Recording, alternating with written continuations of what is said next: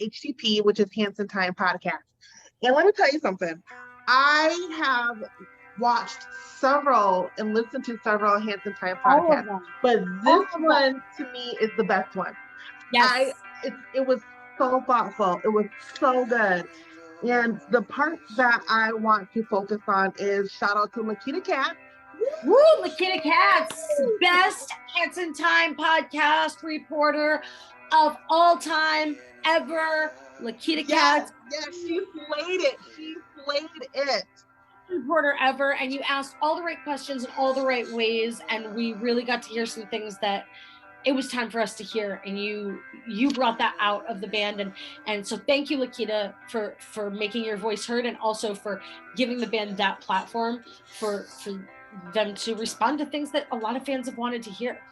Yeah, well, I like what you just said, allowing them the chance to respond, because I don't feel like Hanson has had the proper time to respond. And when when the men were talking, when Taylor and Zach were talking, I just felt so like fan proud. Like yes, this is a band that I could stand with. And one of the things that we learned about this is that Hanson was always listening. They didn't just close their laptops and walk away and went to the corner of the world. They were listening. They were watching. They were listening. They were going through the motions too, but they just didn't know how to respond. And my answer, my question and my thought is that how does anyone know how to handle adversity? You just can't enter into a room screaming and yelling because no one's going to hear you. Because when everyone's here, when everybody is here, there's no effective communication happening. And so I love the fact that Hanson was able to effectively communicate. Yes, and in a really authentic way, and with a person who I feel has a voice that should be centered at this time. And I think we all acknowledge, and most of the fan base, I would hope, acknowledges that Hanson Gate was wrong, and the things that Zach, the whole Pinterest account, all of it, we all know it was terrible, and people make mistakes. Even our heroes make mistakes. We want him to be better, and he showed us and told us that he is working to be better. You know, a lot of people keep saying he never apologized, but he did apologize. It was a Vice article. It may not have been the apology that people wanted, but he apologized. But for me, what was so meaningful for this, I was really happy that Lakita got to be the person to speak to it, because I think what happened, first of all, it's like Zach said, when everybody was just screaming so loud, and then as Zach said, I am righteous and you will listen to me. What happened so fast in this wokeness culture and this cancel culture, people started to lose sight of the real issues. And for so many fans, this wasn't about social justice. This was about wokeness Olympics and self-indulgence and self-righteousness, and saying, I'm going to be the one to get through to him and make him change. And so what you had was all these white women, all these Karens drowning out the voices of the Black and brown fans. And because they wanted themselves centered. And so for me, this was so important, because Lakita's voice was centered. She was seen and heard, and they got to have that moment with Lakita and the band. And of course, I'm not suggesting that she speaks for all Black and brown fans, but I think hearing her voice centered was so important and so worthwhile. Yes, and that's what I felt when I watched Hanson Time podcast and I saw Lakita her face. I was like, oh my gosh. I don't know if there's ever been in the past another African American who has had the opportunity to be a guest in that way. So I want to get emotional, hope I don't cry. So for me as a fan, seeing her and and not just being there, but she was received so graciously. They treated her like a guest at their home. They didn't treat her like, okay, we have to do this. We're getting, they treated her as if she was truly a guest in their home, and they were so respectful towards her. And seeing that made me realize how damn good those guys are as people. Like I've met them before several times, and they have always been nice to me.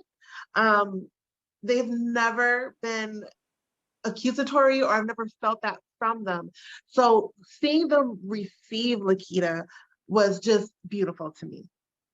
And I'm so happy to hear you say that your experiences have with them have been good. Mine have been as well.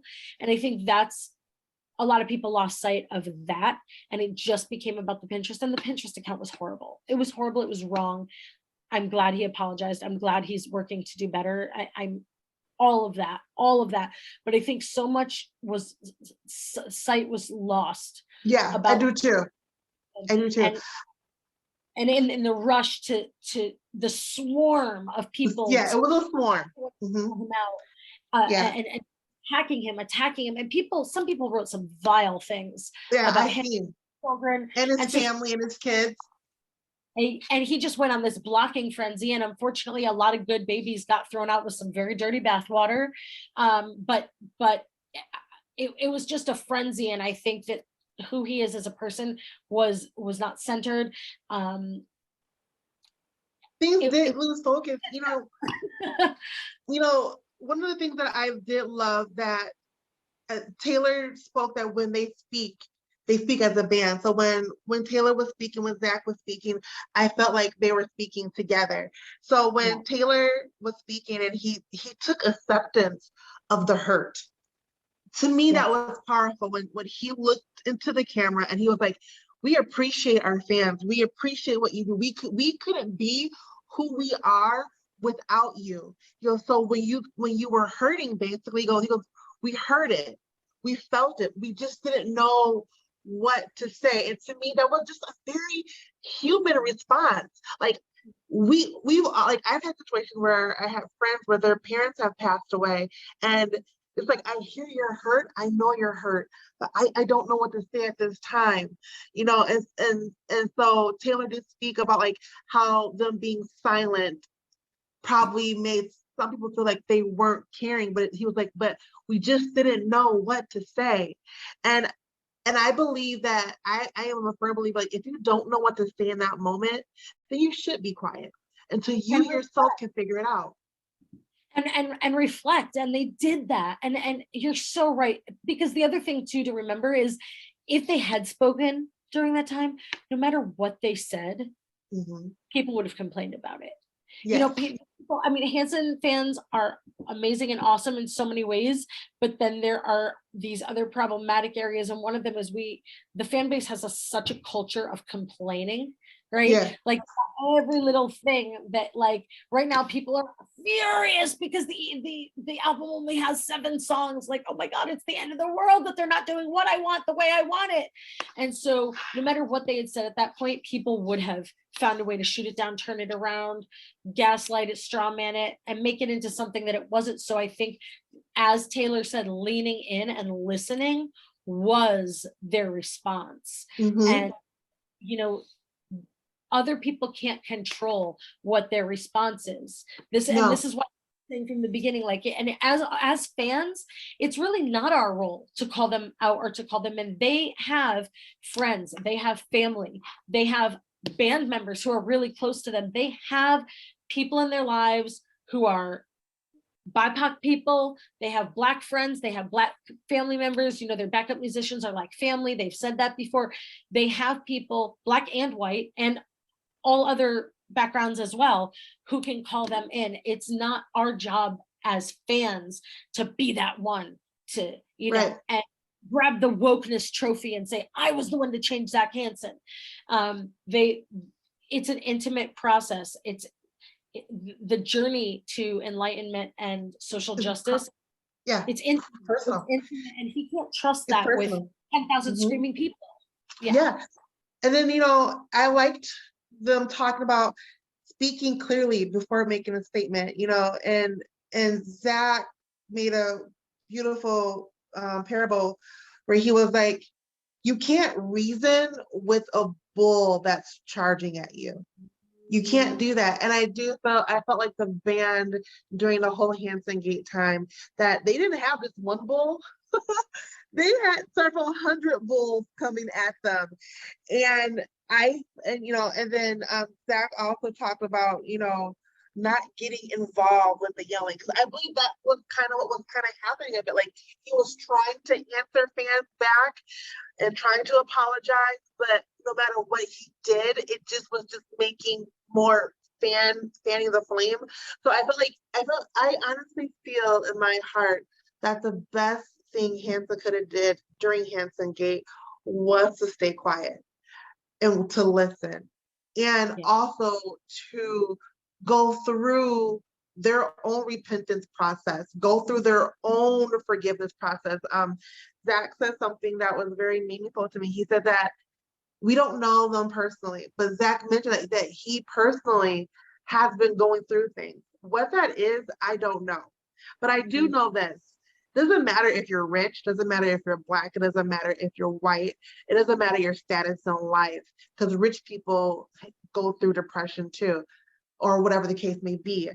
He didn't go into too many words, but he did say, I've been going through something. And it wasn't him trying to get sympathy, but it brings back this human side to who they are, that they go through things too. And whoever it is who talks to him, who counsels him, he had to go to that place to receive that counsel to make him a better person. That's kind of why I like the fact that he's singing a song called Better Man. Absolutely. Because we all go through that. And I keep saying that what he said, you don't have a seat at the table. If everyone is yelling, you don't have a seat at the table. And it's true. You can't have a seat at the table to talk, to communicate if everyone is yelling, because nothing is going to get done. So I do feel that Zach had took this time this year to self-evaluate, and I say good for him. I have spoken to fans who have asked me personal questions because I'm African American and in the fan base.